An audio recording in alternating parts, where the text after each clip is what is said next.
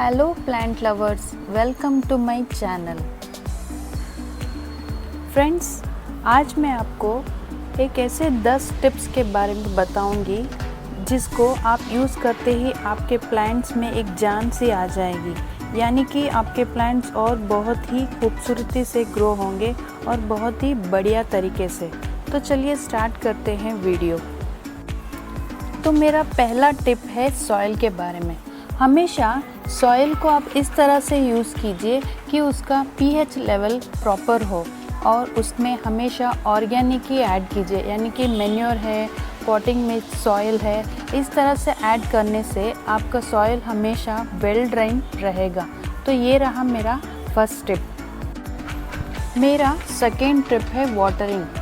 कभी क्या होता है, तेज़ गर्मी की वजह से आप शायद धूप ज़्यादा है तो चलो पानी डाल दे, बार बार पौधों को पानी डालते, ये बहुत ही गलत बात रहेगी।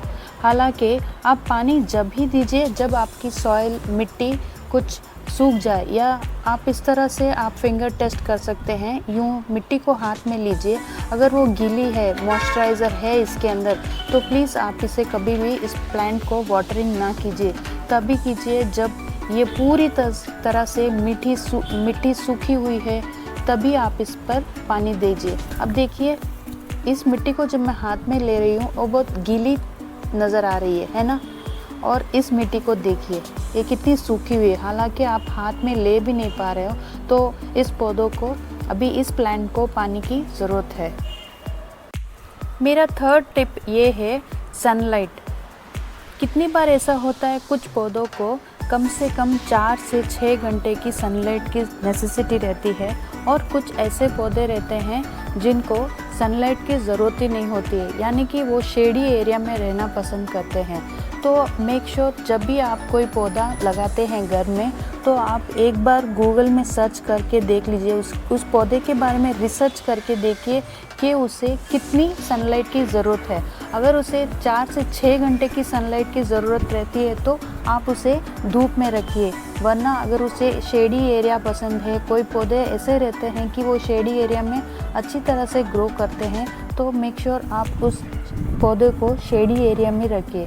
तो मेरा एक तीसरा पॉइंट कहने का ये है कि अप्रोप्रिएट सनलाइट की ज़रूरत रहती है उन पौधों को जिन्हें ज़्यादा धूप पसंद है, वरना आप शेडी प्लांट्स को शेडी एरिया में रखिए।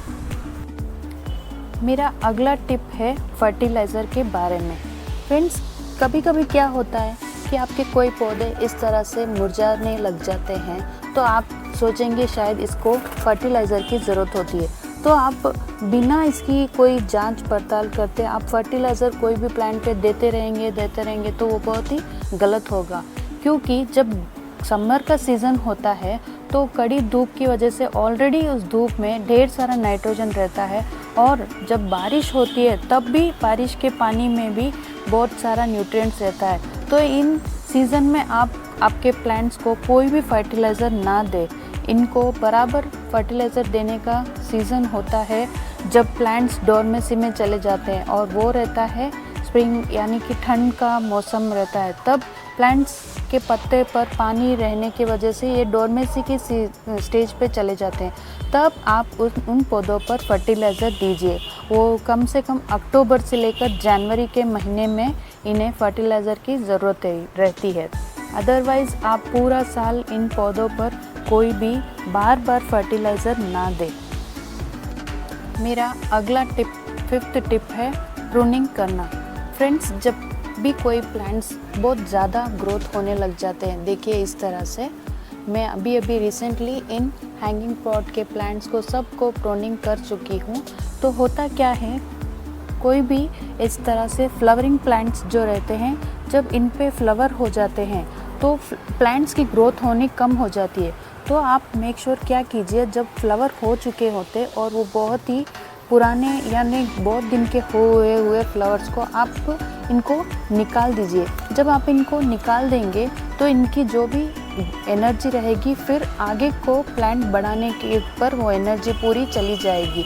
तो मेक श्योर आप टाइम पर आपके प्लांट्स को प्रूनिंग करते रहिए, कट करते रहिए, और जहाँ पर इस तरह से फूल होके बहुत ही ड्राई हो जाते हैं तो आप उनको निकाल दीजिए, सो दैट प्लांट जितनी भी एनर्जी देगी तो आगे और प्लांट्स ग्रो होने के लिए वो एनर्जी यूज़ आएगी, ना कि इन ड्राई फ्लावर्स के ऊपर पूरी एनर्जी वेस्ट होगी आपके प्लांट्स की। मेरा अगला 6th टिप है मल्चिंग करना। होता क्या है, जब प्लांट्स ग्रो होते रहते हैं तो धीरे धीरे ये सॉइल पूरी टाइट हो जाती है, तो आप महीने में एक बार इसे इस तरह गुड़ाई करते रहिए। इससे करने के जो सॉइल में टेम्परेचर रहता है वो बराबर प्रॉपर ब्रीदिंग, यानी कि मेरा कहने का मतलब ये ब्रीथ कर पाता है टेम्परेचर सॉइल, सो दैट आप हमेशा इसे इस प्लांट के आसपास में इस तरह से गुड़ाई करना बहुत ही ज़रूरी रहता है, 1-1 इंच तक की।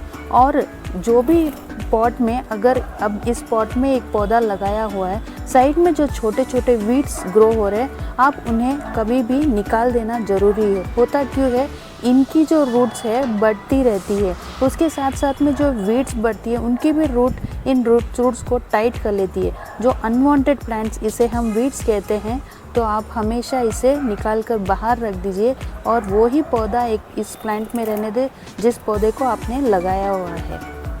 मेरा अगला 7th टिप है रिपोर्टिंग करना। कभी कभी क्या होता है, आप एक गमले में एक ही पौधा प्लांट किया, लेकिन अच्छे ग्रोथ की वजह से बेबी प्लांट्स बहुत सारे ग्रो होने लग जाते हैं। तो आप देखिए, ये मेरा एग्लोनिमा का प्लांट है। इसमें मैंने तो एक ही प्लांट लगाया था, लेकिन अच्छी ग्रोथ होने की वजह से इसमें 2 से 3, 3 से 6 बेबी एग्लोनिमा ग्रो हो गए। तो मैंने क्या किया, इस पॉट को फिर रिपोर्टिंग किया और मैंने इस तरह से एक और पॉट में लगाया हुआ है एग्लोनिमा, और यहाँ पर एक और पॉट में।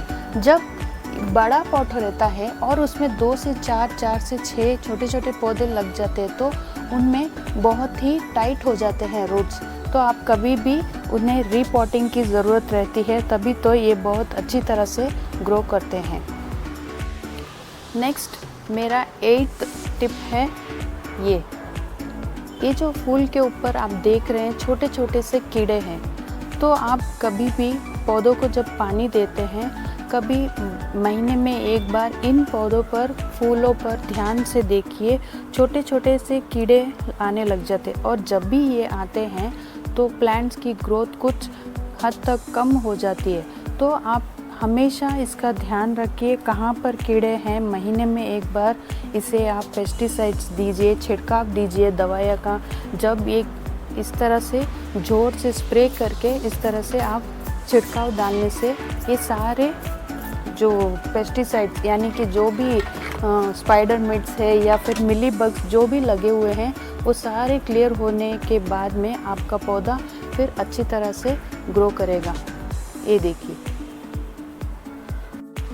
मेरा 9th टिप है, जब भी आप कोई पौधा लगाते हैं, जैसे कि ये पोर्चुला का पौधा है, तो माना कि इसमें इसकी कोई ज़्यादा केयरिंग नहीं होती है, बस आप ले लिया एक कोई भी स्टेम, इसको मिट्टी में लगा लिया, थोड़े दिनों के बाद ये फ्लावरिंग होना चालू हो जाएगा। तो इसकी मिट्टी में या फिर बार बार फर्टिलाइज़र देना, इसके ऊपर स्प्रे करना, इससे कुछ खास इसकी केयरिंग नहीं होती है। लेकिन कुछ कुछ पौधे ऐसे भी होते हैं जिनकी केयरिंग करना बहुत ही ज़रूरी होता है, जैसे कि अब ये पीस लिली का प्लांट है। ओके, अब इस पीस लिली को कितनी धूप में रखना है और कितनी छाँव में रखना है, या फिर इसकी ग्रोथ कुछ ठीक तरह से नहीं हो रही है, इसके अंदर शुगर का पानी ऐड करना है, इन हर एक पौधों की अलग अलग स्पेसिफिकेशन होती है।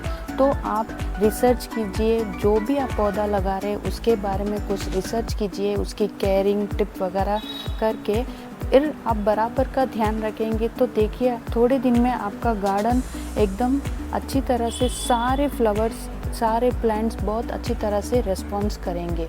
तो आप हमेशा ध्यान रखिए। अब जैसे ये करी पत्ती का पौधा है, इसके ऊपर मानते हैं कि पानी डालना ज़रूरी है, फर्टिलाइज़र भी ज़रूरी है, लेकिन इसकी अच्छी ग्रोथ के लिए हमेशा इसके अंदर मैं खट्टी छाछ डालती हूँ, तभी तो देखिए इसके पत्ते कितने हरे भरे हैं।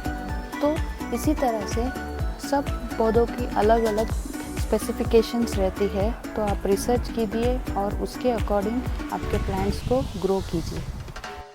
मेरा फाइनल टिप है ये अडेप्टेशन का।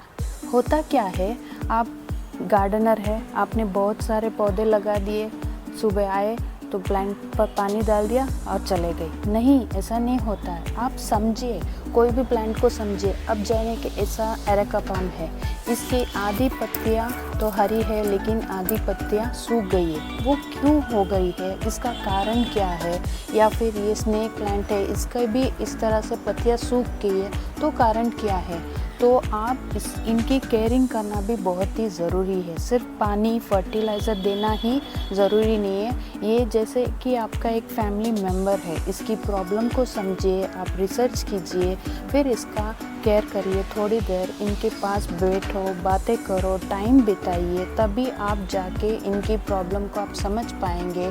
तो इसमें अभी प्रॉब्लम ये है कि ये ज़्यादा धूप में रहता है पौधा, इसी की वजह से ये इस तरह से आधा सूखा है और आधा ग्रो भी हो रहा है। कुछ नई सी कलियाँ भी आ रही है इसके अंदर, लेकिन इस तरह से सूख रहा है।